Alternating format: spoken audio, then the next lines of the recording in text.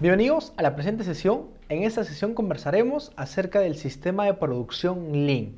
Ya en las anteriores sesiones vimos y estudiamos acerca del concepto de la filosofía, también conocimos acerca de los tipos de desperdicios que existen y pues también evaluamos cuál es la concepción de la construcción desde el enfoque Lean Construction. Ahora, ya teniendo claro esos panoramas, te voy a enseñar cómo poder conseguir un sistema de producción Lean. Esta clase es bastante importante, pues te va a ayudar a entender qué etapas debemos seguir para tener una producción Lean eficiente. Bueno, dicho la aclaración, vayamos a entender qué es un sistema de producción Lean. Para tener un sistema de producción efectivo, es decir, bastante eficiente, bastante limpio, se tiene que cumplir los siguientes objetivos en el orden de prioridad que voy a mencionar a continuación. Primero que nada, debemos asegurar que los flujos no paren, lograr flujos eficientes y lograr procesos eficientes. En resumen, son tres etapas que debemos tener en cuenta para buscar una producción Lean y una producción eficiente. Ya entendemos los conceptos de flujo y proceso. Primero que nada, nuevamente lo repito, es asegurar que los flujos no paren. Por esto hay que tener en cuenta que debemos garantizar que la obra no pare por ningún motivo. Luego, buscar lograr flujos eficientes. Una vez que hayamos garantizado que la obra no va a parar, pues optimizar de la mejor manera posible que el flujo se convierta más eficiente, que los resultados a nivel global sean mucho mejores. Y una vez haber logrado eso, pasar a buscar la eficiencia en cada uno de los procesos. Yendo más a detalle, acá les comento etapa por etapa de qué va con un ejemplo bastante práctico. Imaginemos que tenemos un flujo conformado por 5 procesos, donde vemos que el proceso 1, proceso 2, proceso 3, proceso 4 y proceso 5 tienen distintas eficiencias, distintas capacidades de producción. El proceso 1 demora mucho más, el proceso 2 es más breve, rápidamente produce, el proceso 3 tiene un término intermedio, el proceso 4 se podría decir que es el cuello de botella y el proceso 5 es pues el que produce bastante más rápido. Si bien las eficiencias no son las mismas, lo que debemos garantizar y lo que te pide Lean en la primera etapa de inicio y adopción de la filosofía Lean Construction, cuando tú llevas a la práctica, es que asegurar que los flujos no paren, ¿ok? No debemos parar aún con flujos y procesos ineficientes. El primer trabajo que tenemos que hacer cuando estemos en obra queriendo aplicar Lean Construction, debemos garantizar que la obra no pare por ningún motivo.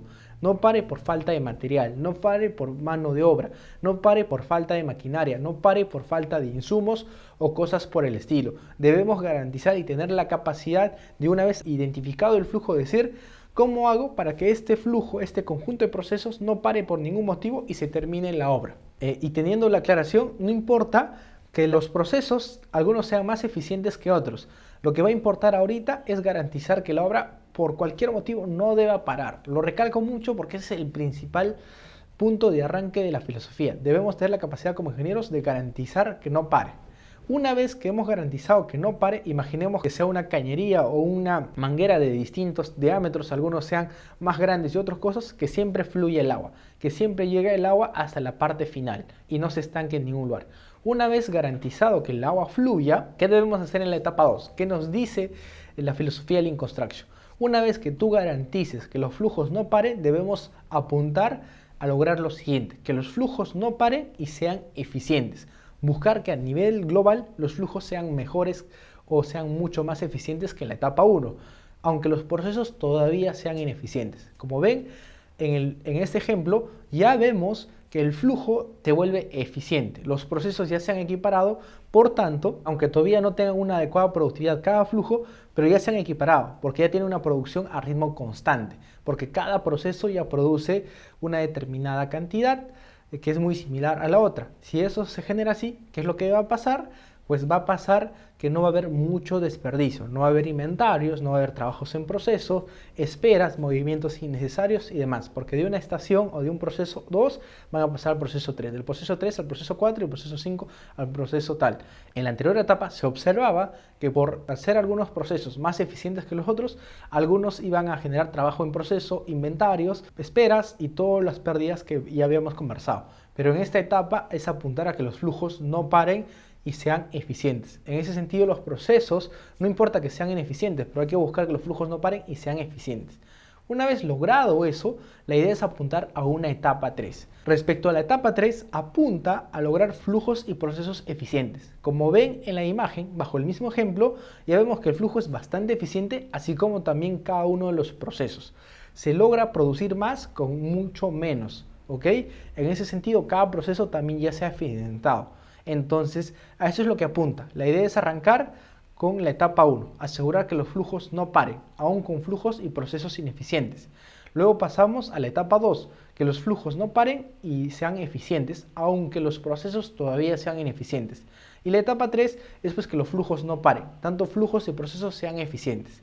Entonces, la idea es que si cumplimos estas 3 etapas, poder garantizar un sistema de producción Lean. A eso apunta Lean. Al final del día, ahorrar los desperdicios, tener una visión global, se enfoca en tener un ritmo adecuado de producción. Entonces la pregunta es, ¿tú en qué etapa estás? Si todavía recién vas a implementar Lean, arranquemos con la etapa 1. Si tú ya estás en obra y de alguna manera garantizas que el flujo no se pare por falta de materiales, insumos o cualquier tema, entonces puedes migrar a un punto 2, lograr que el flujo sea eficiente. Tal vez arranques al día de hoy con un indicador y ponerte una meta para superar y ser más eficiente. Si ya estás en el punto 2, te invito a que puedas cuestionarte y preguntar cómo lograr procesos y flujos eficientes, de tal manera que te va a ayudar a contribuir a un sistema de producción Lean. Al final del día, como ven, Lean nos permite tener una visión a una especie de fábrica, a un nivel industrial de la construcción, identificar qué actividades forman parte del proceso constructivo, a ese conjunto de actividades llamarles como flujo y interpretarlos de tal manera que pues tengan un adecuado ritmo de producción. Primero que nada, garantizando al inicial que la producción no pare, seguramente hacerla más eficiente a nivel de flujo y posteriormente ir cada proceso. Tener en cuenta, obviamente, que hay presencia de los desperdicios. ¿Y qué es un desperdicio? Pues es todo aquello que genera costo, pero que no suma la producción, no genera más producto terminado. Va a haber desperdicios de dos tipos, desperdicios por flujo y desperdicios por proceso. Un desperdicio por flujo es cuando los procesos se detienen por falta de información, recursos, directivas, actividades previas no ejecutadas. Y un desperdicio por proceso es cuando la cantidad de recursos, como mano de obra, equipo de materiales usados en el proceso son excesivos para la cantidad de trabajo producido. Ese tipo de desperdicios hay que tenerlo presente de tal manera que podamos reducirlos y optimizarlos. Recuerden que Lean hace mención, hay que identificar los desperdicios para reducirlos o eliminarlos. En ese sentido, ¿cuál es lo más importante o cuál es lo más incidente? ¿Las pérdidas por flujo o las pérdidas por proceso? Es más importante eliminar o reducir las pérdidas por flujo. Eso hay que enfocarnos primero que nada y posteriormente pasar a eliminar las pérdidas complementarias como son las pérdidas por proceso.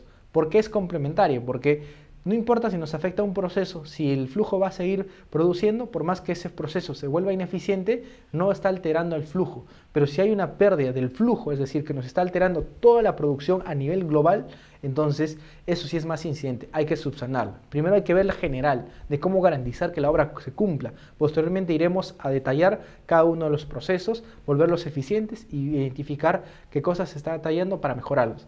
Pero a nivel de prioridad, más importante son la pérdida por flujo, hay que evitarlo y en segunda instancia, cuando ya tengamos controlado esto, pasar a la pérdida por proceso.